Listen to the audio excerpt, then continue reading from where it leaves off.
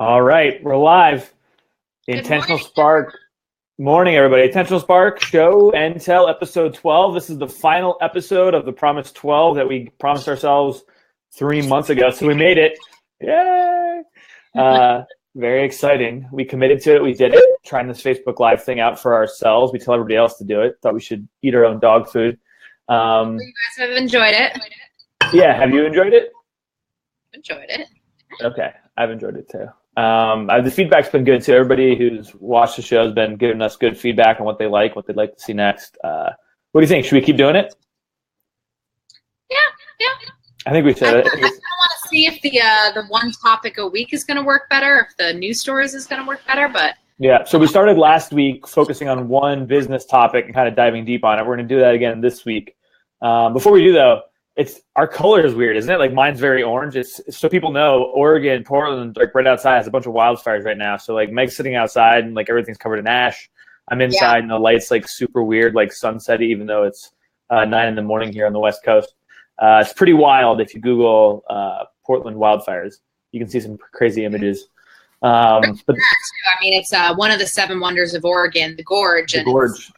I think they said 3,500 acres have burned, and that was yesterday, so it could have been more since then. Yeah, I think they said 4,800 now. Overnight, another like 1,300 went up. Pretty wild. But all right, let's get into today's topic, Meg. Yes. So we're going to start by talking about something we get asked a lot about from other people, from clients, how to price yourself. Meg just dabbed, I think. Was that a dab? No, there was a fly that was stuck.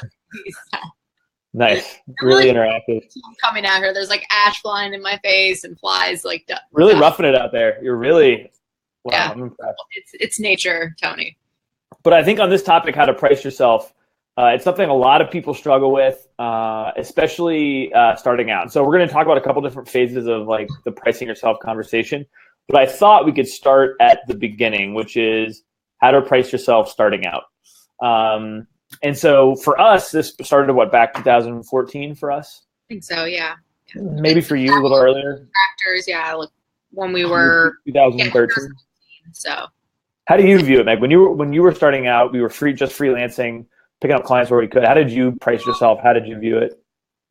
I feel like for the initial part, there was a lot of it where I was doing just free consulting calls for people and just giving, if they had questions about how to manage their social media or what accounts they should be on, I would just set up some free consulting calls and try to, just get a feel for working with another small business and, being in that role. And I think it was also a good way to get my name out there as someone who was trying to build up their client list. And then I think, when I started charging, I started low, but then every single time I would take on a new client, I would try to price myself a little higher. And the more I learned, I tried to price myself higher. And so I think that you just kind of have to be consistently leveling up because, your bandwidth goes down for the amount of time you have available. And also your expertise goes up. And so you're allowed to price yourself higher. But I don't know. I mean, I think it was similar with you, Tony. So.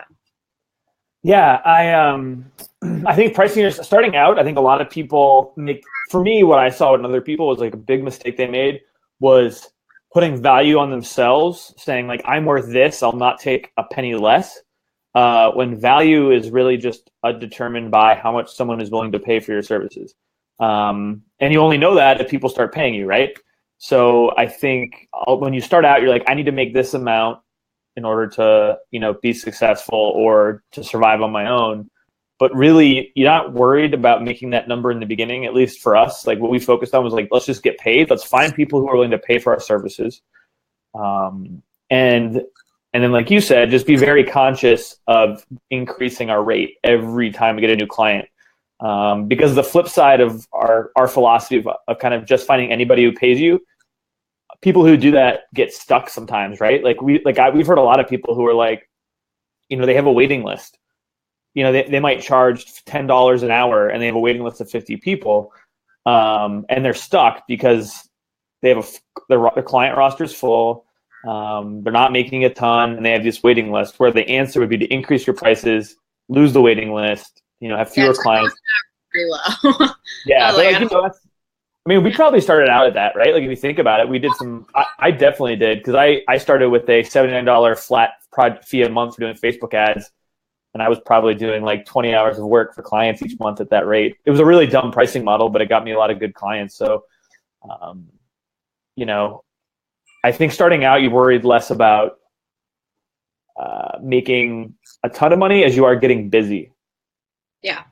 And I think in the beginning too, like you were talking about, you shouldn't so much worry about how you value yourself. But I do think once you get busier and once you do gain the expertise and you start building a clientele list, and I think at that point you do have to say, okay, what am I worth? And, if people aren't willing to pay that, then right.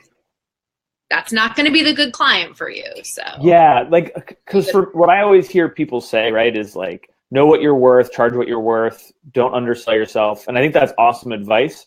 But I think sometimes people take that advice when they're not quite ready for it. You got to be busy. You got to have clients first, and then you can really start doing that. So you really got, threading the needle of the strategy is get busy, get a lot of clients, do what Meg said, increase your rate every time. Just do it, I say, guys. Yeah, just do what Meg says. And then, but once you're busy, then you can say, like, look, I can't take this. Then you have confidence too. You're like, I can't take you on unless you pay me this amount. Like, I'm already busy. And being able to price yourself from a position of strength where it's like, I want your business. I don't need your business. Here's what you have to pay me in order for us to work together is much more powerful than being desperate, because anybody can sense that. And it feels really weird when you're the one buying services. If you can feel the person needs the sale, it's a much different experience. And then go ahead, Meg. Oh, no. You are, I was going to ask a question. But... Well, I was going to move on. So if you have a question. No, I was going to ask you, as far as pricing yourself, when you have clients that you started working from the beginning, and you gave them a really, they're locked in at a really low rate because at that point you were just trying to build your business. Now, fast forward a year and a half, 2 years, you have a solid client list. You're charging, what you feel is a, good use of your time. Right. How do you kind of shift those legacy clients into paying more when you start? Yeah, it's so hard. That's why I know you've probably had more experience with it, Tony. And yeah, you witnessed me do it, I think, back in 2015. It goes into our next topic, which is how to price yourself during the growth phase. So like starting out, for what we like to tell people is you get busy as you can, get as many clients in as you can, paying whatever whatever a good client is willing to pay that you think is a good value, but don't stress too much. As long as you're increasing your rates a sizable amount each time, you will grow. And you'll get more comfortable as your rates increase with offering bigger prices. At some point, though, you've grown to a size, and this is what you're talking about, Meg, where you really are at a point where, like, when you do this strategy, the first client you booked might be paying, a third of what the 10th client you booked is. And all of a sudden, you're full. And in order to take on a new client, you got to lose a client. But some of your oldest clients are your best clients. And they're the ones that are getting referrals and right, and it's really tough. So I always, I don't always look at monetary value. If we have a client that's always good they have a good network, they bring referrals, I value that more than just the monetary value of the relationship. But at some point, it just becomes too unwieldy as far as they're paying way less than our average, and so you do have to have some tough conversations. So one thing I did is when I think at one point I personally was managing, I think like 15 clients at once, and it was just like way too many. And on the low end, they were paying, a third or less of what the high end was paying. So I basically put my clients into silos on a piece of paper. Clients I love that need to pay more. Clients that I love all my clients. So clients I love but that are too much work for what they're willing to pay, and then clients that are paying enough. The clients that are paying enough, I told them my rates were going up, but they were getting the same rate, just so they were aware of a rate increase, but that their rates were staying the same, just so they felt like they were getting a deal. The clients I loved but that weren't paying enough, I reached out to them and I basically told them, here's what my rates are going up to. I can't keep providing services for you at our current rate, but I'll give you a discount on my new rate. So I basically, if my new rate that was going to be out there for all new clients was X, I'd give them 75% of X. So they were still getting a deal on the new services, but it was going to be a rate increase. Does that part make sense? Yes. One question I have is, did you, in doing that, I know the answer to this. I'm just, for audience sake, trying to do a good interviewer. Yeah. Yeah. So in doing that, did you find that your legacy clients were resistant to the increase, or was there ever a situation where like, I will not pay that and I'm going to go my own way, or? Yeah, and I think you're always afraid of that. And so like the final piece, the clients that were just too much work, even if I got them more, I basically just told them I overbooked myself. I apologize. I referred them to some other people. I moved on from them. The clients that I wanted to keep working with, but I had to raise their rates on, I was really worried about it, but it had to be done. And everyone was really cool about it. Everyone understood, at the end of the day, even though we like to be relationship focused in our business and how we relate to clients, it is a business. They understand that, at some point, rates have to go up. We have to charge for our services. So some of the clients stayed with us, understood and went with us. And a couple left, but we left on good terms. They appreciated how frank I was, that I was giving them a discount on my new rates, that I referred them to someone else. So no one actually left on bad terms. But the upside was, so all of a sudden I had 15 clients personally being managed, cut that down to 7. But these were the 7 clients that were now paying the most. And then with 2 new clients. Clients was pretty aggressive. Yes, I know you talked me out of it. We need to stop this. Yeah, and then honestly, like at my new rates, I still had good referrals coming in, and with 2 new clients, that covered the other 8 I got rid of. So all of a sudden I had 9 clients now paying me what the previous 15 had been paying me. And that was really a big leap to being able to start hiring other people, Facebook ad managers, AdWords ad managers, to assist me, because now I was charging enough where I could actually have a support team in place. And then that lets you scale even beyond. And that kind of gets us into the next section, which is our final section, how to price yourself, packages. So this is a lengthy segment today. I jotted down some couple stages because pricing yourself is such a big topic, and there's so many questions people have.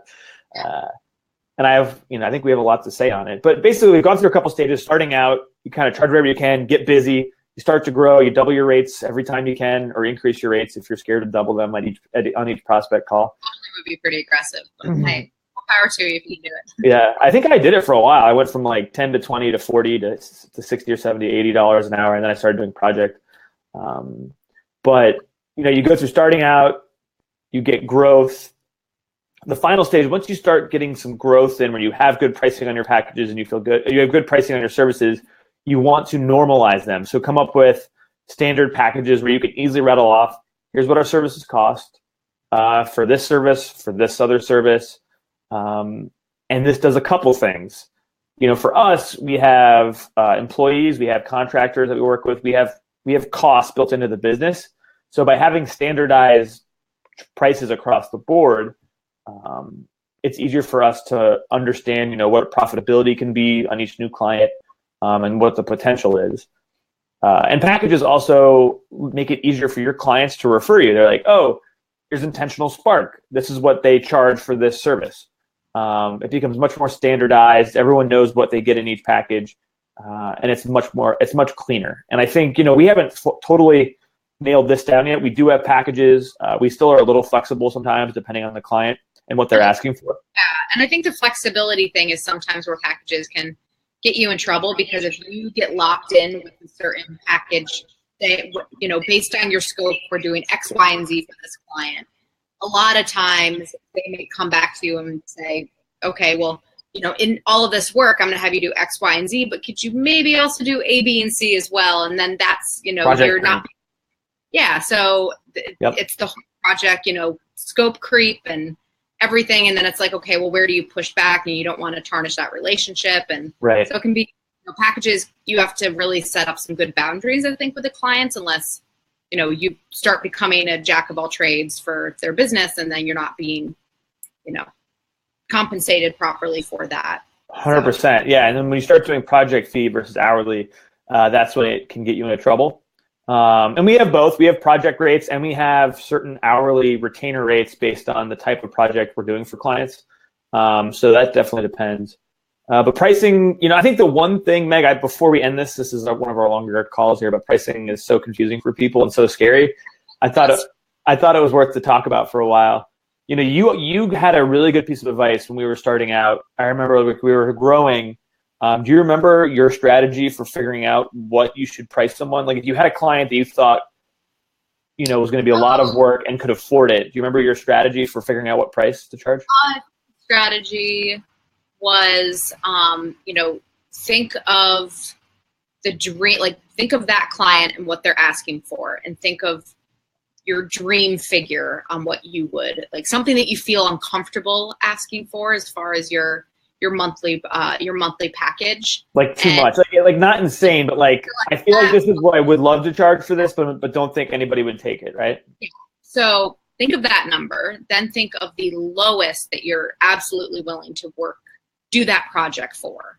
And then what number you should land upon is somewhere in between those two numbers. And that usually is a number that is both, something that you value yourself at, but something that is fair for the client and the work that you're going to be tasked with. And so I've always felt like that middle number was a good sweet spot to go back to the client and say, hey, this is what I can offer you. And I also think, you have to go in with the assumption that the client is going to want to push back a little bit.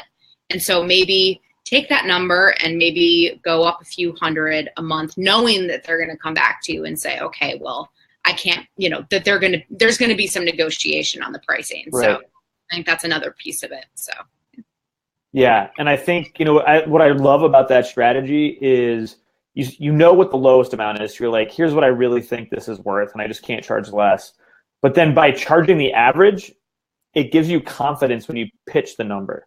Yeah. Because you've already imagined a number bigger, and now in your head, you're giving them a discount off that number, so you're not intimidated by that number. I think a lot of times, I do a lot of sales calls. I think a lot of people get in trouble when they don't own their service packages and they don't own their pricing. And someone asks them, okay, big question, what is this going to cost me? And they answer, well, instead of saying it, they give a lot of justification because they're not confident in the pricing, right? They're like, well, here's why I price this way. Here's what the number, normally is, blah, blah, blah. Instead of just saying, oh, it's $2K per month for this package. That's what, just flat out say it. But by doing your strategy, you already have a bigger number in your head. The number you end up with, which is the average of the high and low, becomes much more manageable, and you have so much more confidence on a client, on a prospect call. Just say it. Yeah, no matter how you price yourself, I think going back to what you were just saying, Tony, you need to be able to back that up, because a client will ask, well, why am I paying this? And so right. The more you can, I think with every client you try to secure, you should always have some points in mind to counter them if they're questioning your rates. And yeah. So. Yeah, and your strategy, just to clarify, is really when you're growing and you're trying to increase your rate. Like for where we are in our business, we have some good rates established. We're much more confident in them because we have a lot of clients that accept the rates, so we know it's a good number. We're not really doing that anymore, but it's a good strategy when you're still growing and trying to figure out what the market will pay for your services to do that strategy.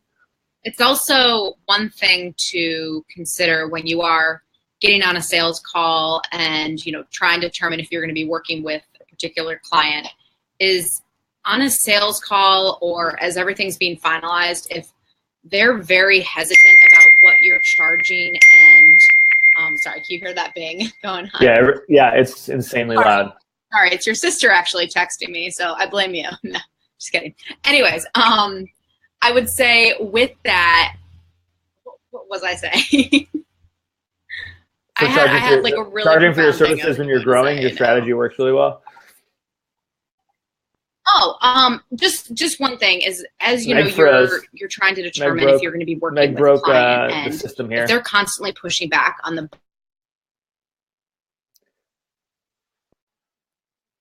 if they're constantly questioning your rate from the from the get-go, they're likely, it's going to be an ongoing battle. And then maybe, so if you start seeing those red flags, maybe that's a good indicator that it's not a good relationship or a good fit for you to, and you know what? And then in that case, you can say, hey, you know, would love to work with you. I just don't think it's going to be a good fit at the moment. And that's perfectly fine, because it's a lot better to have that and turn away that client rather than take them on and then always have the battle of trying to back up your services and, you know, justify why you're charging. And it's just going to be just easier on your sanity, I think. So, yeah. I think that's a good point. All right, excellent. We're going to end the show here. Episode 12, the Intentional Spark Show and Tell. It's a incredibly smoky, hazy day here in Portland, so we're going to get to it. Any last thoughts, Meg, on pricing or anything in general?